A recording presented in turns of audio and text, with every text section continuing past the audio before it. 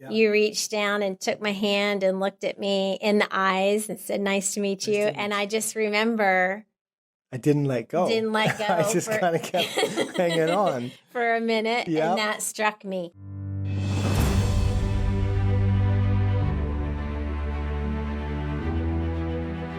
With God, there is always more.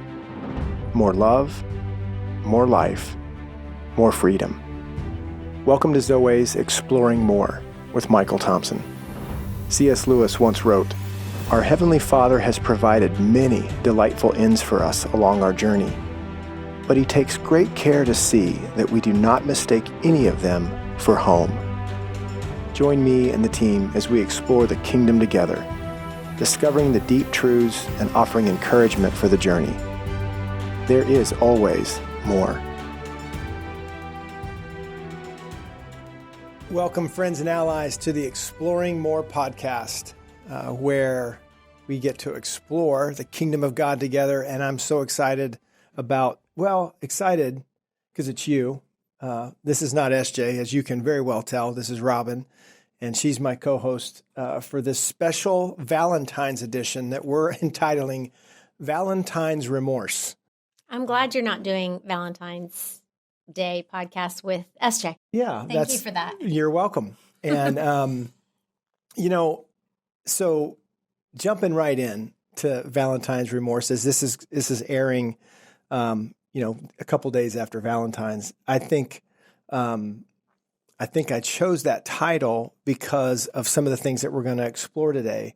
We've been working on something for over a year for couples that we'll introduce here in a little bit. But Rob, when I think about our history, I just want to say on air and go on record as you are really a great gift giver. Thank you. I am learning how to become one. And I remember you are becoming a great gift giver. Well, Valentine's Day comes with a lot of pressure, and brothers, it just does. I'm just telling you, and to get your act together, I hope on the back side of this podcast, this will be a shame-free plug for why. Oh, shameless plug. Shameless plug for why you want to step into the My Wife's Heart and My Husband's Heart journals. But I'm going to hold that because I think what I'd rather talk about for just a minute, just a few moments of embarrassment. This is off the cuff now. Okay? Yeah, seriously, I have no idea where this is going.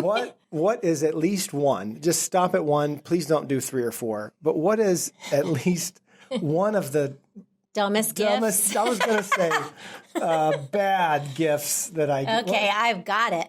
You don't even need to finish your sentence. Okay. MC Hammer pants. Any gift or Valentine Well, gift? that was a Christmas gift. I had to just say that. That was MC Hammer pants. That was a Christmas gift, but you can't not say that. So there was a CD too that maybe came along with it. But was it an MC Hammer CD and you had the pants? Well, you enjoyed the pants, and I was to enjoy cool the pants CD. Back at the time. Those pants were the gift to you from you, maybe. And the MC Hammer CD. Well, I was playing at the time, and right. So they were cool. Those were kind of those parachute warm-ups, that were just in that style, but they weren't MC Hammer pants. They were just parachute. Okay. They were just. So I guess mine was the CD. Yeah. And a box of socks. That came with the CD. Socks. A box of socks. Okay, I just said one. So stop. Yeah, but those were, one was very practical and one wasn't. So anyway. You've come a long way, baby. I have tried. And you know what? If we're honest, you've helped me to the level that you actually kind of go buy your stuff. Yeah, I am a helper. And then you let me know what I got you. You know how that came to be? Well, MC Hammer CD and a box of socks. Yeah. Well, so I do my own gift. Let me just say shopping. Let me just say, wow. Are you pushing me? Let me just say that one of the advantages of screwing up has been, in one particular case, laundry. So yes, in your favor. I don't ever get to do laundry at our house because You played that well. Well played. I've screwed that up, not on purpose, but yeah, she won't let me. They won't let me turn on one pink load like everybody's done. Yeah, and, red sweatshirt and a white load. Yeah, it must have been your sweatshirt because all my stuff was okay to be washed together when we first were married. No, the issue wasn't the sweatshirt. It was the white things that turned pink. Yeah. So were they my white things or yours? Both. Oh, okay. So that was how vows are made too. You will never. I'll never get to do laundry again. Do your laundry. True.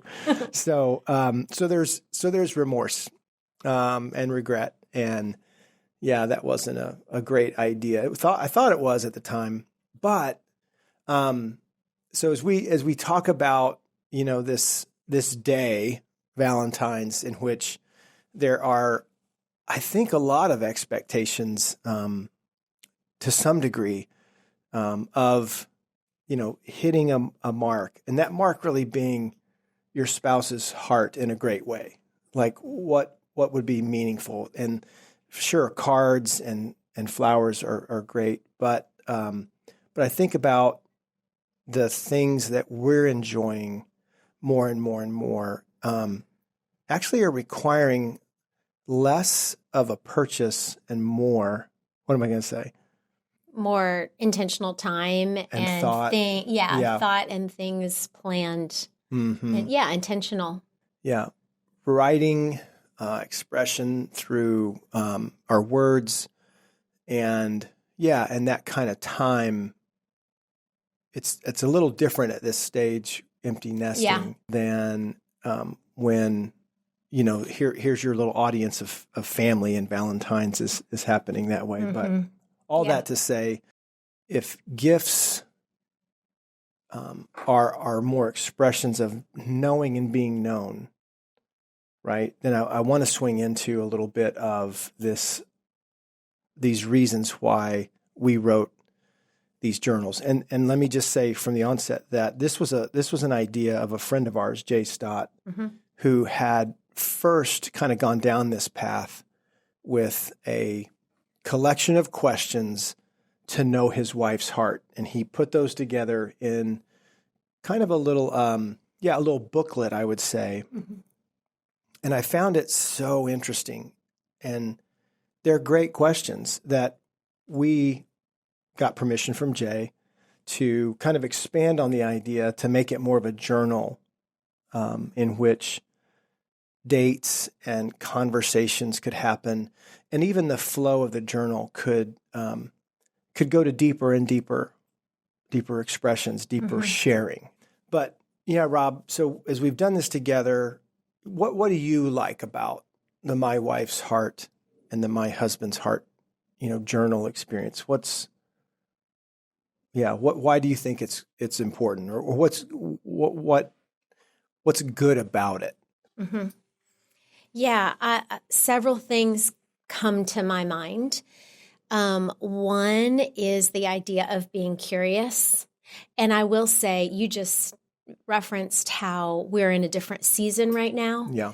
And I will say for the first, 20 years of our marriage, we've been married 32 years.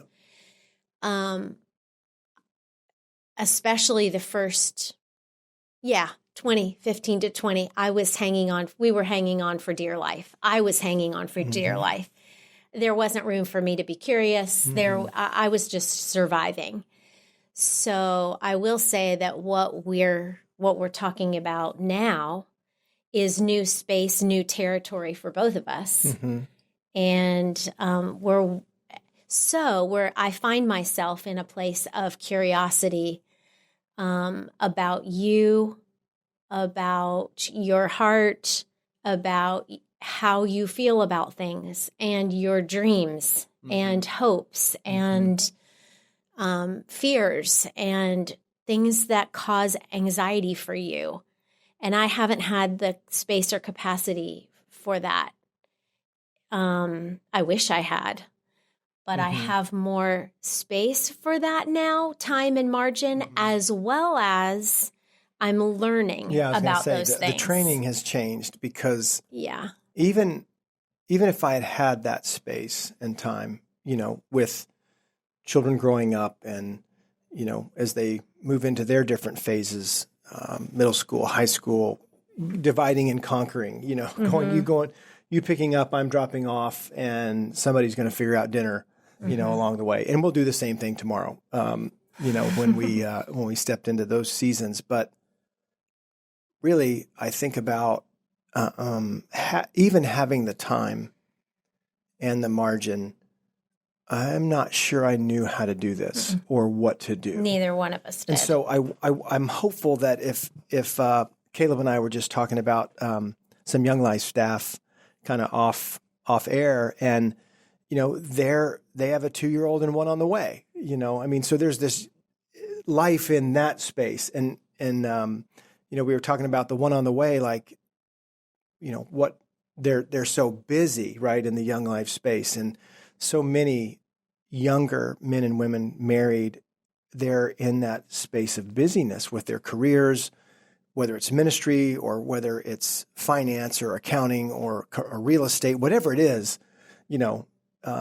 we see the younger hearts, younger folks in our yoga classes or in the gym. I mean, they're coming in after work and they're hitting the 6 o'clock and 6:30 class, and if they're going home to family or, as a couple or whatever, it's just that kind of pace. But what I wanted to highlight or ask you to highlight a little bit was, I think one of the great things about the My Wife's Heart and My Husband's Heart journals is the listening guide that you've been working on for a year, and that we've been collaborating on for more recent weeks in utilizing it in different places of publication.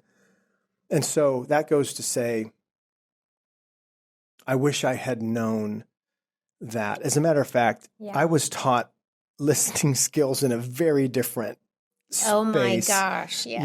And even in the ideas of evangelism, that were taught back then, you were listening, but you were really listening with an agenda. 100%. It wasn't really listening. I know. And I don't want to blame that just on, Christianity and evangelism. I think that lands in a space with me, Rob, where, I pretty much, that just landed easily because I've operated that way for so long, that conversations were about how to get your point across, how to get your important thing, delivered. Don't you see? Can you see what I'm talking about? And so, I hear you. Listening was, I hear you, but this is what I'm saying, and so I just feel like that was just all too easy of a setup to, not listen in the ways that we've been learning what listening really is. Yeah, in a way where someone truly feels heard and seen. Yeah. And the space held for them. How validating that is. Yes. How kind it is. And sometimes that comes along with empathy and sympathy if that's what's needed, or excitement, and encouragement. Like, I hear you. I feel the passion you have about that. I'm with you. I love that you feel that way, or that that's what you think about that. Those kinds of affirmations in listening. So if you were to just highlight a few of the listening, because that's what's in this journal, as some of the preface of stepping into knowing and being known, sharing your story, right? Which we didn't want to jump to that without doing that. Okay, before we jump to sharing your story and what could feel like a setup for, more hurt and harm cycles of, discussions that lead to arguments, when the whole purpose is to know and be known, and to share your stories and to be able to listen to your stories. That's what My Wife's Heart and My Husband's Heart is really about, is helping couples share their stories, which I want to do in the second half. I'm going to surprise you with a couple We're gonna practice a little bit of Great. favorites and different things. But would you please talk about the list? What are a couple of the things in the listening guide that are published in this that you find to be, yeah, I wish I had known that then, or maybe you could just say, yeah, this is really helpful. Yeah, so the idea behind the listening guide is, as I have been these last 3 years learning what it looks like and feels like to be heard and listened to, whether it's one-on-one with your spouse, whether you're with your child, whether you're with your friend or a coworker, in any environment. What does it look like to listen well and to engage a person and their story? Really what we're talking about is, if someone brings you something, if you bring me something that happened that day, let's say, and you come home maybe really upset, frustrated over something that happened during the day, and you share with me, you share about it over dinner. So what I normally would have done, and still my default might be, is how can I fix it? Yeah. How can I, try to help? Yeah. How And help can I me try change his to mood? Right, that's what I was going to say. Feel better. Yeah. And like Sherry and I say, how can I drag you to joy without first? Yeah. So instead of those things, the idea is to lean in and listen and hold what the other person is bringing, what you're sharing, without getting defensive, without making it about me. You, right. And or saying, well, at least da da da da da. Well, at least he didn't fire you or whatever. Yeah. But it is understanding and recognizing this is something that is important to you. This is weighty. This means something to you. So how can I join you in this? How can I hear and listen without thinking about what I'm going to say next? How can I just be present? It truly is a gift to be fully present, body, soul, and spirit, to the person sitting across from you. Yeah. And just holding what you're bringing.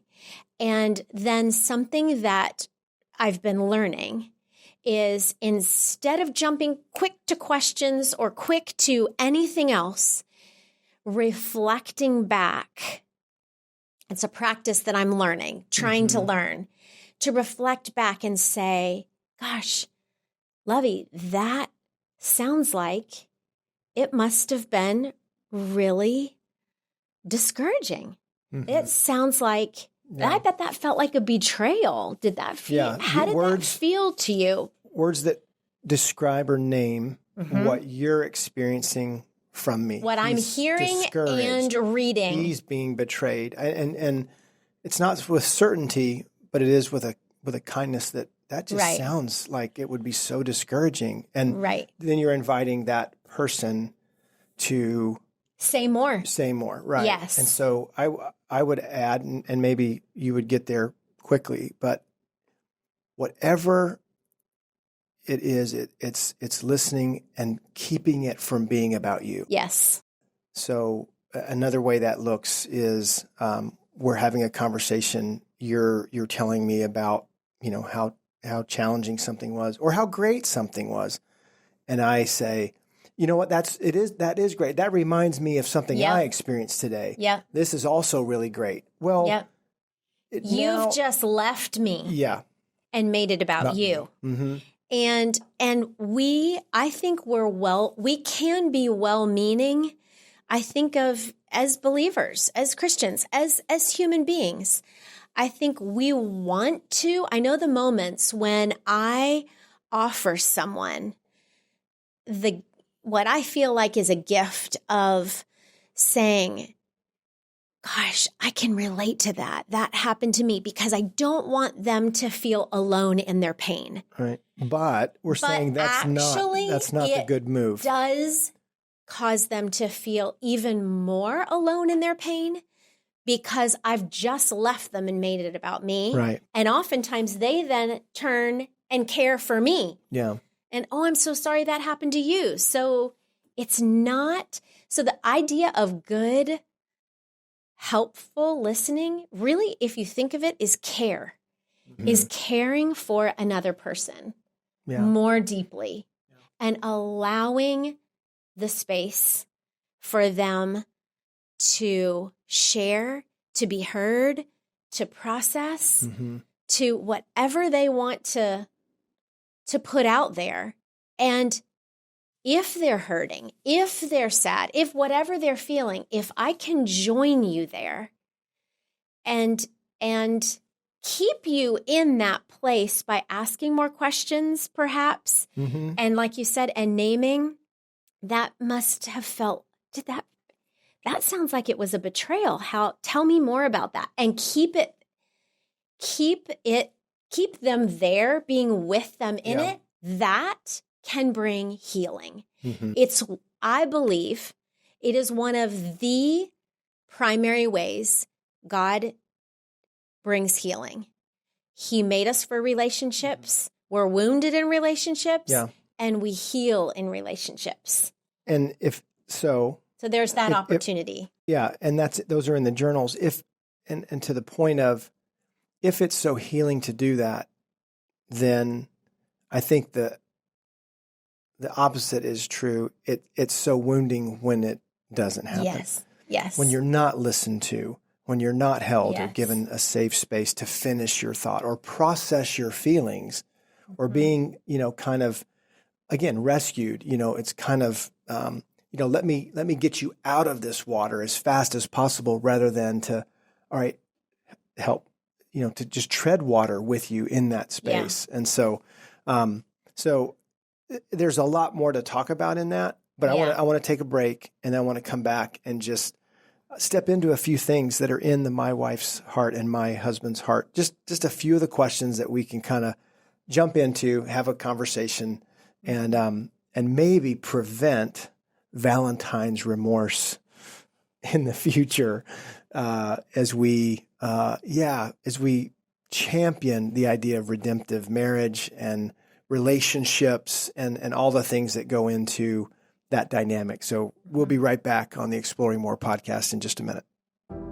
In a flash, a pathway emerges, just a few moves away. It's on the tip of your tongue. Just one more move and you can say it. King Me. Coming this spring by Michael Thompson. Welcome back to the Exploring More podcast, the Valentine's Day Remorse edition, part 2. We're back, and we're talking about this My Wife's Heart, My Husband's Heart journals, 2 separate journals, and we have some of the copy, because those are actually being made and are going to be ready, I think, in the next, hopefully sometime in late March, early April, as those are in their process. So, but I thought it'd be interesting to do a few of the questions.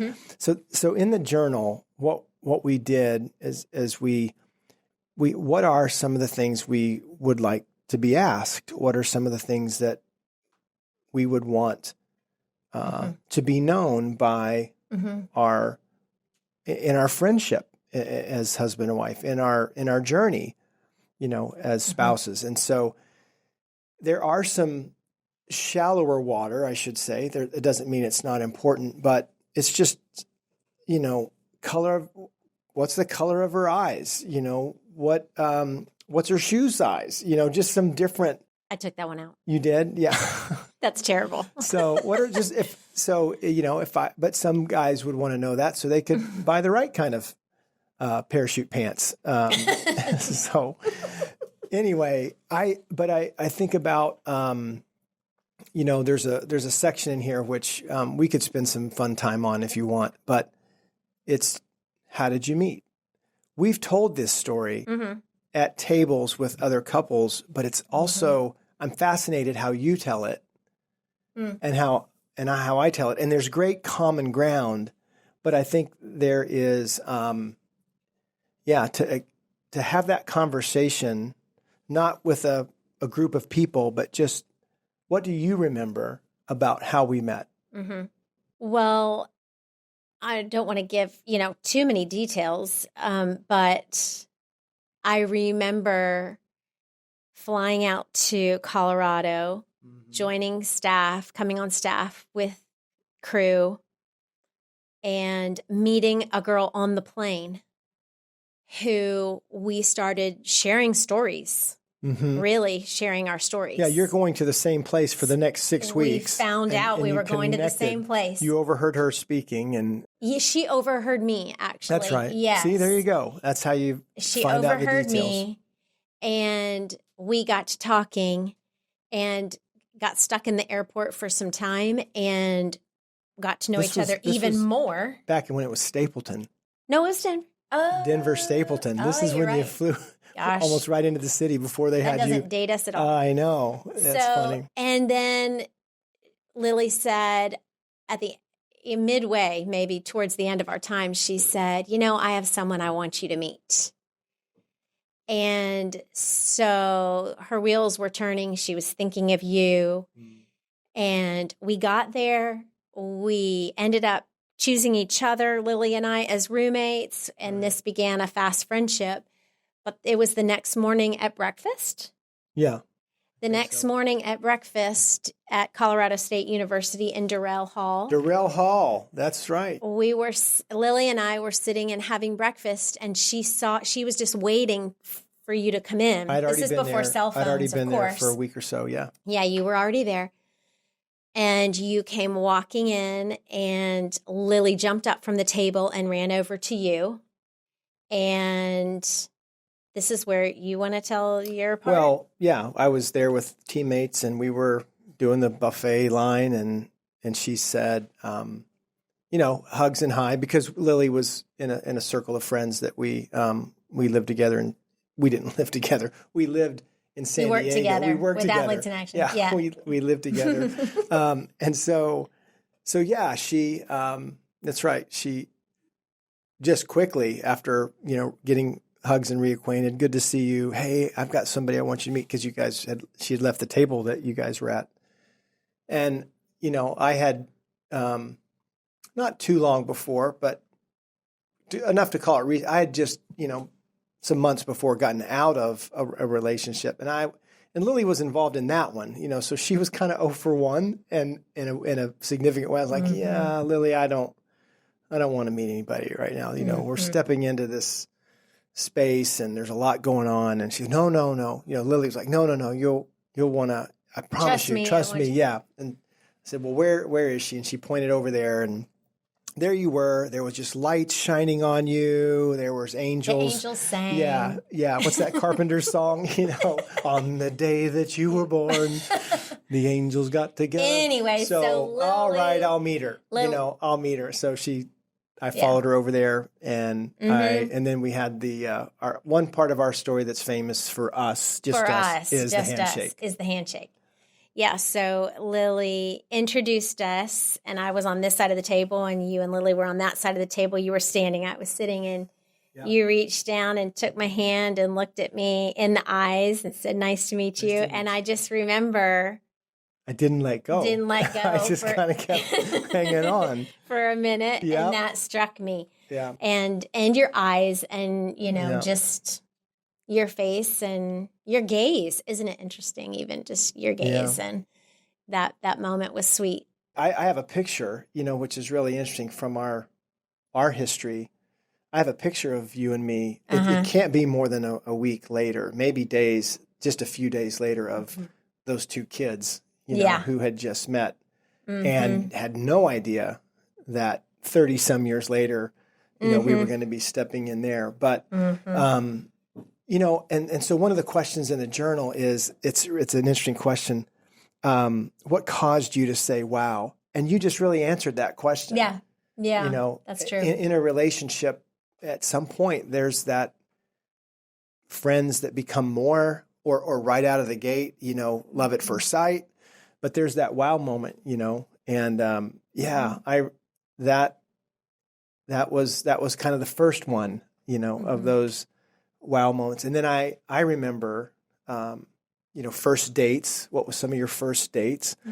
I remember one of our first dates was Dairy Queen, and going to the Poudre River and kind of finding this place that we could sit and kind of dangle our feet in the river and just talk. It was awesome. And just talk and just talk. So best first date. That was a good first date. Yeah. We borrowed some of Jay's questions, and then we came up with some of our own, a good amount of our own.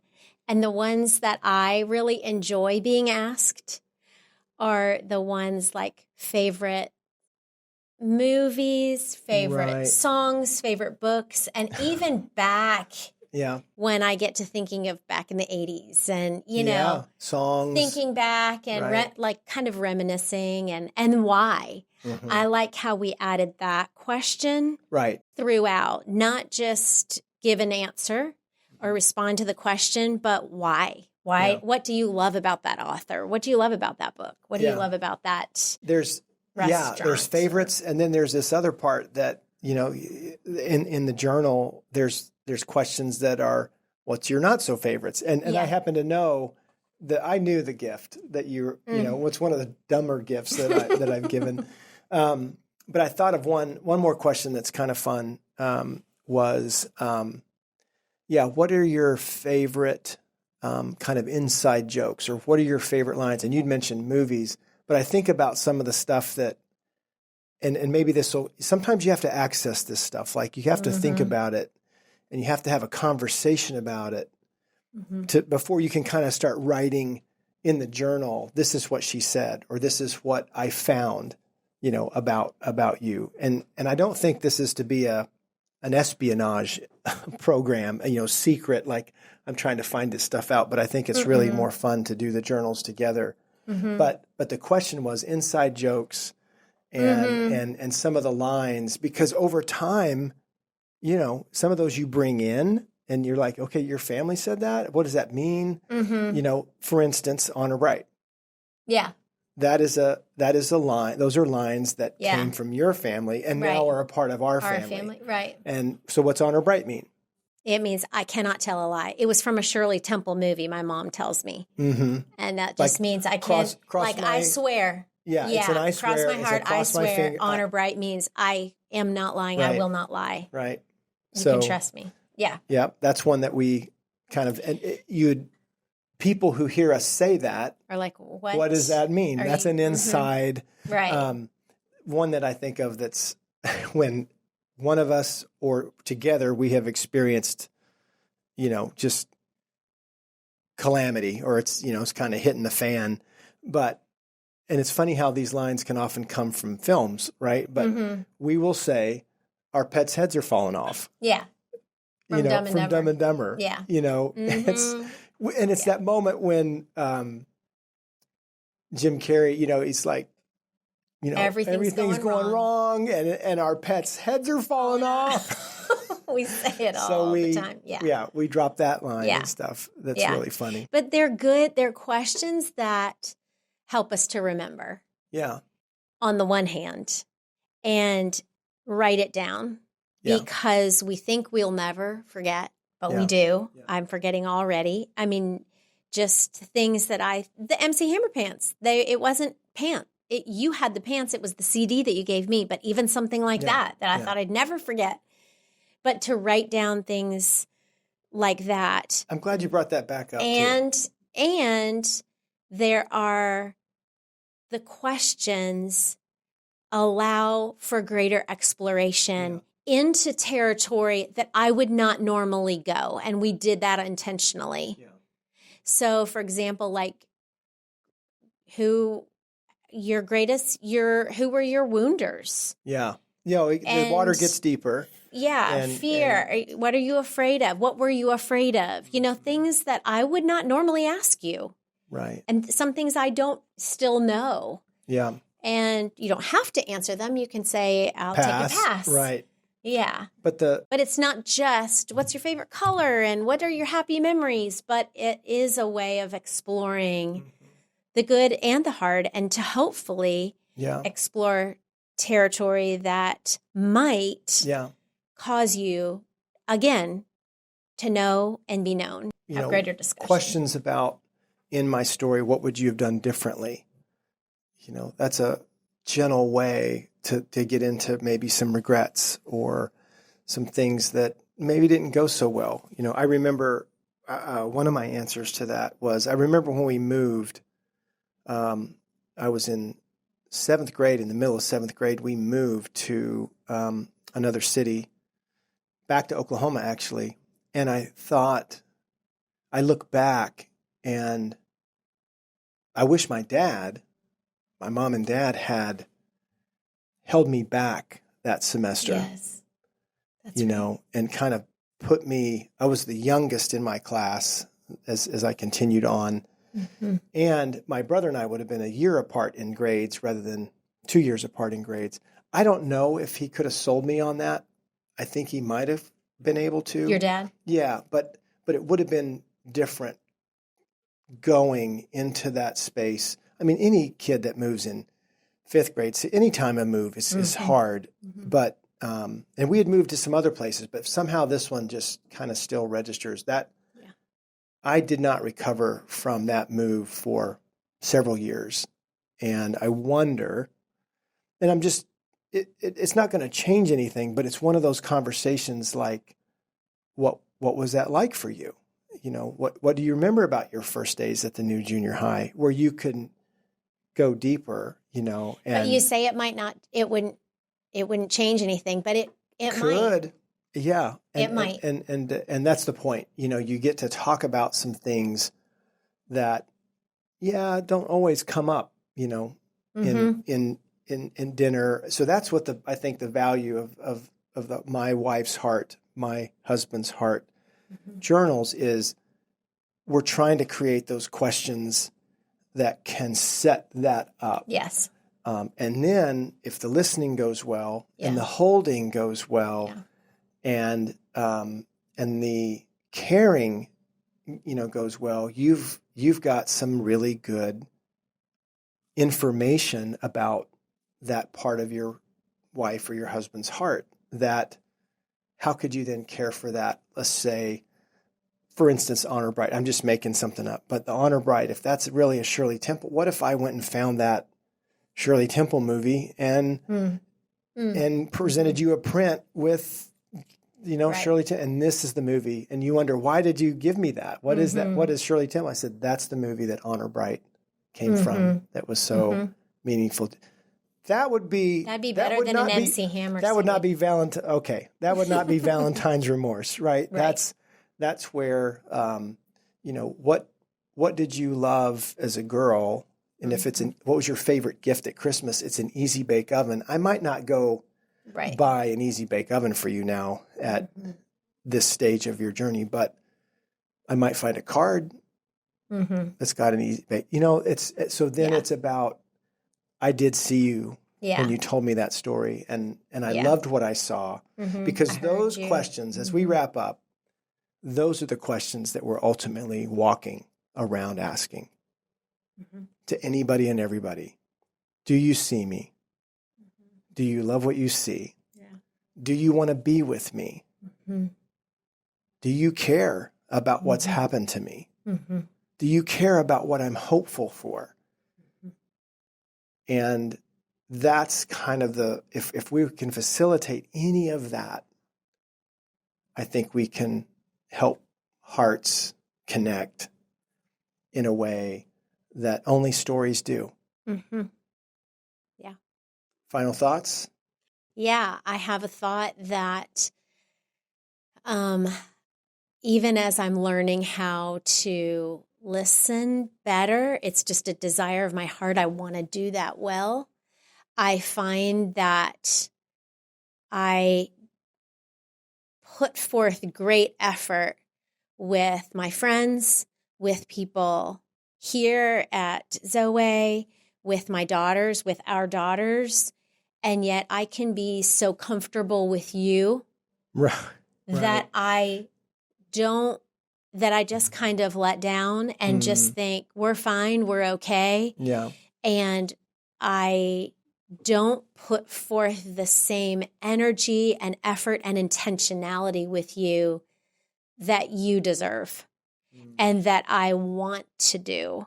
Yeah. Because I love you and I want to do that well. Yeah. So I appreciate that. I don't think you're alone. I feel that we kind of give our best stuff sometimes to other people that we're caring for, and that's good. But yeah, what if we saved some of it or made sure that, we gave some of that good stuff to our spouse? And I do believe that this tool, this resource, this encouragement could be a good beginning in that. But I also feel, Robin, as we wrap up, this could reveal some things that may take you into the valleys that have been avoided. And I'm okay with that if that's where couples go into spaces where it's less comfortable. But yet, I've been needing to share this with you, or I've been wanting to hear that, and how then you handle the harder things. That's where I think, back to the listening guide, that's where I think the listening guide and practicing that, it's like anything else. We've inherited a lot. We've learned certain ways, and not all of that inheritance, styles of relating. And not all of those styles are good. Right. And so some of them have protective measures, deflecting measures. And I think in this resource are some invitations to some really good practice. And like you said, if and when it does lead to deeper waters, more challenging, rough waters, sometimes it can be helpful to bring in another set of eyes and ears who are wise and into counseling. And I know I've taken advantage of that. We've taken advantage of that. And that can be really helpful, because we can be too close to it, or we can be too quick to default to our styles of relating that we've employed for all the years, and it can be helpful. Yeah. So, well, happy belated Valentine's Day.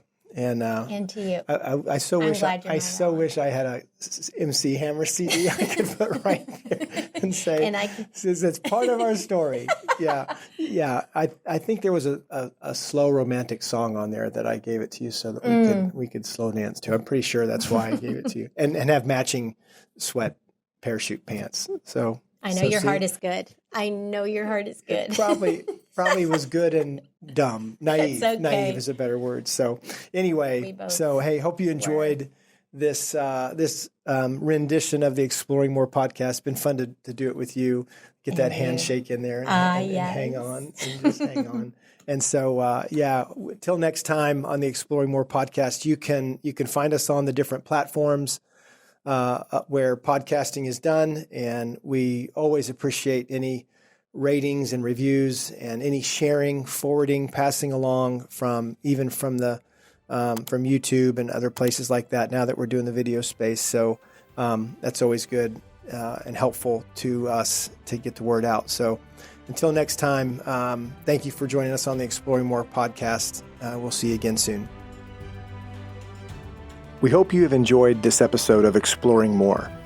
The landing page for this podcast is zoweh.org/podcast. That's ZOWEH.org/podcast, where you can find the show notes and various platforms to which we broadcast.